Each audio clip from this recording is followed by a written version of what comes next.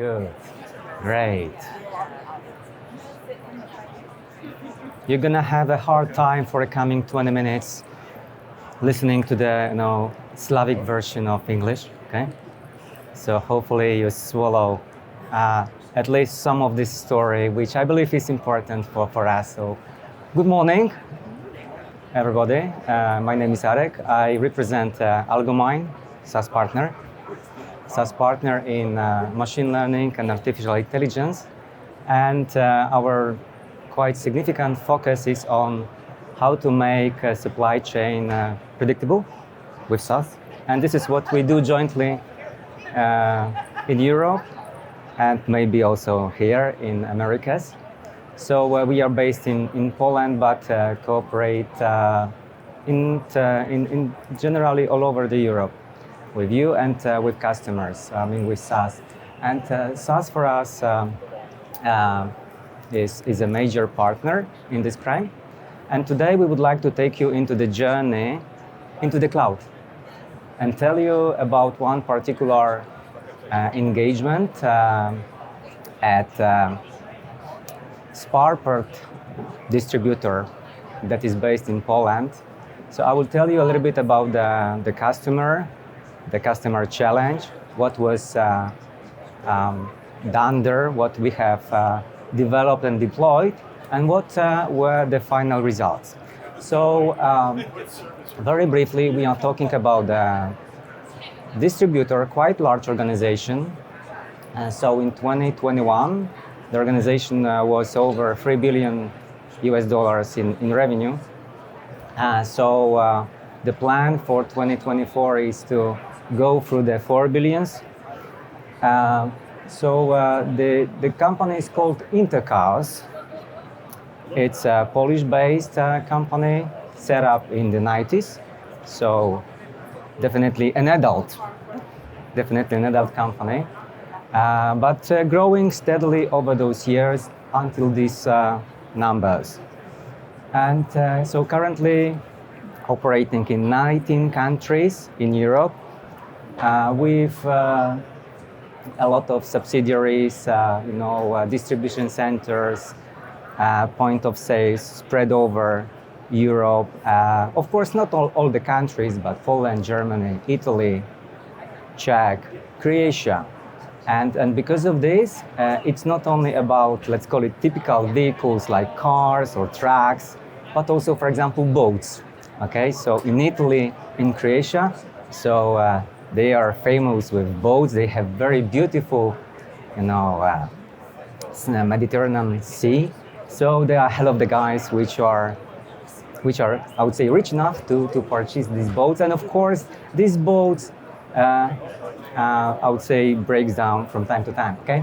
So the second place, considering this kind of business in Europe, the seventh such a distributor in the worldwide, working in a traditional way, having a brick and mortar shops, but also e-commerce platform, both B2C and B2B. So virtually all of the ways of doing business nowadays, okay? And because of, as every organization, they have some challenges, okay? So part of the challenge is that they are growing dynamically. Of course, they love this because every business would like to grow dynamically, okay? Double digit is something that everybody wants, and that happens over years. So in the last decade, even during COVID time, they grew double digit, okay? And part of this growth was because they were, because of the international expansion. They were going from to new countries. They had to also understand the local flavors, what demand is there, what kind of things impacting the demand. So understanding the markets was also a kind of challenge. Another thing that is quite particular to this business is really a lot of products, SKUs. So 800,000 products in the network, okay? So you can imagine that, for example, the convenience store has like 3-4 up to 5,000 SKUs. Supermarket might have 15,000. The huge Walmart might have like, I don't know, up to 50,000. They have 800,000. So it's a quite a complex situation. And how to plan, this product all over the distribution network in these different countries, how to make the products available. So, well, it's a serious challenge. And, everybody's using, or majority of us, I think, using some vehicles. So you know that there is some demand on some spare parts. Or not only spare parts, but for example, windshield liquid, we are using a different one in the winter, a different one in the summer, or in the summer maybe we don't use it too often because the weather is great. But there are some seasonal cycles in many of the products, of course dependency on the weather, but they have also particular challenge with so-called frequent outliers, because it's not that easy to predict when there is a car or a motorbike accident, okay? Sometimes more often happens sometimes. Of course, nobody would love to have it, but that happens.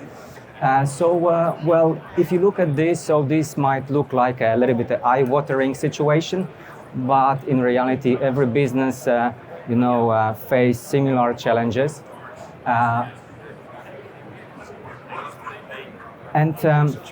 When the business was smaller, so of course everything was easier. But since end of, I would say, first decade of this century, their business, because of this expansion and growth, became more complex, and they started to have some challenges with simply predictability, how to plan the business for the future. Okay, so well, they decided in about 2011, 2012. To go more into analytics, advanced analytics. In those days, we were calling this data mining, okay, or simple forecasting, okay. So they started to make friends with this advanced analytics, and they deployed their first forecasting platform in 2012-13, okay. So over these years, so they learned how to I would say, they had some, let's call it challenges, or some data challenges, which are about short sales history, promotion effects. So for example, the baseline sales is quite easy to predict, but when there are some promotions, so there is some money spent on marketing activities, and these marketing activities should increase sales. So over those years, they were using advanced analytics, in fact, SAS technology, in order to understand how those phenomena impact the business. How much, for example, of new sales can come from a new location or new products. Some products were similar to the products from the history. Some products are completely new. But those challenges, they learned how to live with those challenges over years, since 2013 till now, in fact. But in between, they didn't tackle another problem, which we call long tails. So long tails are about so-called infrequent sales. These infrequent sales are very often about products which are needed, for example, in order to repair cars from accidents. Accidents, as mentioned before, doesn't happen, in a regular way, fortunately. So, of course, there are some typical situations in every business where there are some products where we can, I would say, observe some cycles, okay, like this example above. But infrequent sales simply happens from time to time, okay? And for example, if someone wants to predict what will happen with products which are sold regularly, so it's not that complex. But for such infrequent sales, it's a problem. So there are some methods which they were using. So they were aggregating data, And for example, forecasting the future on aggregated data was first doable. Second, it was bringing quite accurate results, okay? But still, they didn't manage well these infrequent sales. And by the way, companies might neglect these infrequent sales because they are infrequent, maybe they don't have much impact on the business. But it is not this way, particularly at this customer, because these infrequent sales are very much about products which are not very, I would say, commonly sold. And because of this, these are usually very high margin products, okay? So if someone needs a particular product which is, and we don't know when this product will be needed. So this company which somehow managed to have this product have a chance to sell it with a higher margin, okay? Because if someone needs a particular product in this moment, now, so of course we'll be going there, the product is available and the price is not that important. Moving further, so there were some, I would say, tries how to make the situation better, okay?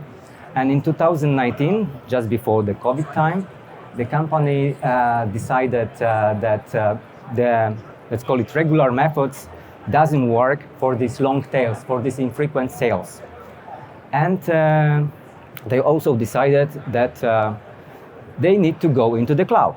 So there was a new project set up by the company, and there was a kind of tender where we were taking part in. And as a part of this tender, we jointly with SAS were chosen as a vendor to develop and deploy the new forecasting platform. But the customer set up a clear objective. You need to tackle these long tails. You need to come up with a solution in order to predict with much better accuracy than so far those infrequent products. So what happened? Well, this will be a kind of weird story about how we approach this. And on the tip of the mountain is, let's think about sales as a shape. But this idea came from one of our colleagues who was participating in a scientific project. He was doing a PhD dissertation, and he was traveling to Atacama Desert for 2 months every year in order to observe stars with a very, I would say, modern, in a very modern observatory, astro observatory. And so what they are doing in such places, so they are observing certain stars for a long period of time. And basing on one project, they found quite, I think, simple rule that the star brightness can be predicted when it is really observed regularly for a long period of time. So what you can see here is the brightness, that these red parts are coming from measurements, from observation. The red part of this is simply is predicted. And because such research project is very costly, okay, so it is not possible to observe every star in this way. You know, there are pretty many stars. I think so. If the stars are real, I don't know. Maybe you know. But I assume that stars are real. And what those guys during this research done, they started, for example, if they didn't have, they were observing, maybe in other words, they were observing other stars, but they didn't observe them for so long period of time and so often. So here are like examples of different stars. These colorful points are coming from observations, and the rest is calculated by some models. But these models are derived from this 10 years project, okay? So these were like a comparison, okay? and they were matching the brightness of the star that they observe from time to time with the star that is observed regularly over a very long period of time. And our PhD colleague, okay, the fact is that he has just joined our team, and he proposed that maybe for the long tails, for these infrequent sails, we should use this shape approach. Let's think about sails as a shape. So, right, pretty complex part of this story comes, okay? Because it's when you look back into sails, so every sail has a shape, you know? 10 pieces yesterday, 5 pieces today, whatever. So we can draw such a picture quite easily, okay? But imagine that this company has 800,000 products. Some of them are frequent sales, some of them are infrequent sales. And in order to make their business, they have also so-called product hierarchy, okay? And what they used to do, they were taking some level of this hierarchy, and this level, the sales from this level was used in order to was used for the whole, I would say, branch. So, for example, if it is summarized sales from this part, and there is some shape, so this shape was used for all the products which are in electrical systems, battery, car, etc., etc. And it works sometimes good, sometimes not good. So this is like every forecasting predictive system works. So it's not 100% certainty. There are some, I would say, these accuracies. Okay. So what was done here was more like I will skip this one. Our data scientists, they started to do a bottom-up approach. And they started to look into the shapes of sales of every individual product. So let's imagine that all-end car electrical system, till the car is a branch. Products are leaves, okay? And the exercise was done in a way that first, on the product level, there was analyzed the sales shape, okay? From these products, by visual data analysis, the best shape was chosen, okay? Not going into too much details, they were doing this somehow, that's why we have data scientists and data engineers, okay? And product 3 was this chosen one, the best shape, okay? Then there was a comparison between product 3 and higher level of this product hierarchy, and there was a competition, okay? In this competition, the higher level won because of some reasons. And then there was another comparison between this part of the hierarchy and the next part.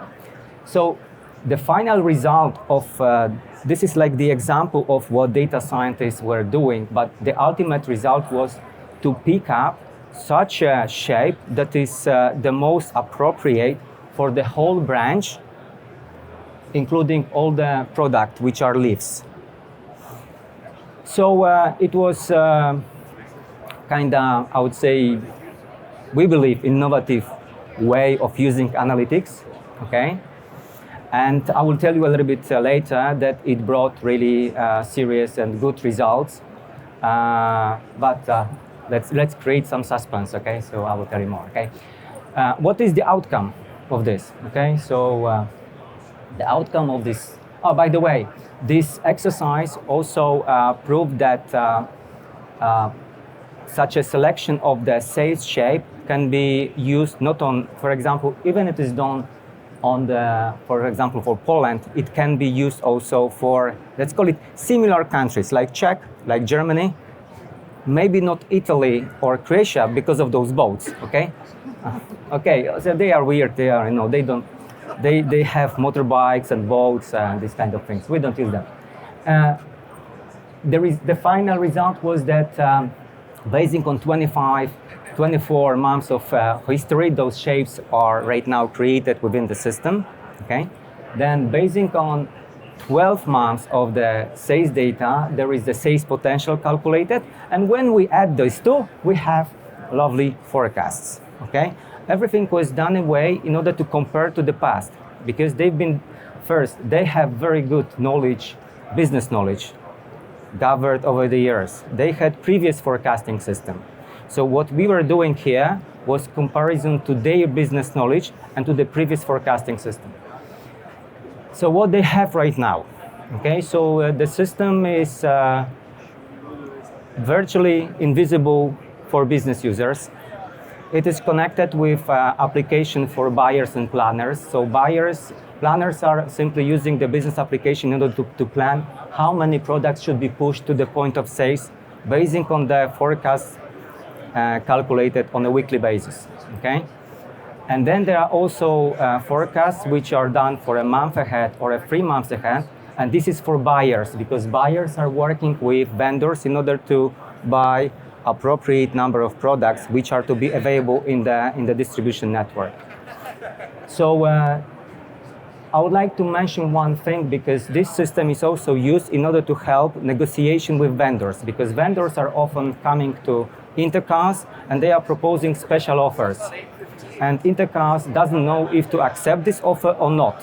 Usually special offer is better price, okay? So this system helps to, there is like a, I would say optimization, not like, simply there is optimization model which take into account what is the amount of products in the network, what is the expected demand, and if it makes sense basing on these ingredients, on this, information, does it make sense to accept this special offer from the vendor, okay? The system is up and running for over 2 years on Azure Cloud with on SAS via 4.0. There is managed the whole production and deployment process of all forecasting models. There are 8 million time series calculated within this system on a regular basis. 68% of forecasts in the new wave of the system is more accurate than the previous one. We did our own calculation about ROI, but this number comes from the customer. So if someone will ask me, can I talk to this customer, if the customer will tell this, that in half a year there was ROI, they will. This is in a nutshell, kind of, I believe, a nice story about how to make a supply chain predictable, how to understand, different phenomena. And in this particular case, I focused mainly on so-called infrequent sales, because this is not the rare situation. It does not happen only to this. So I would like to thank you and wish you all the best. Arek from Algomine. Take care. Just one time.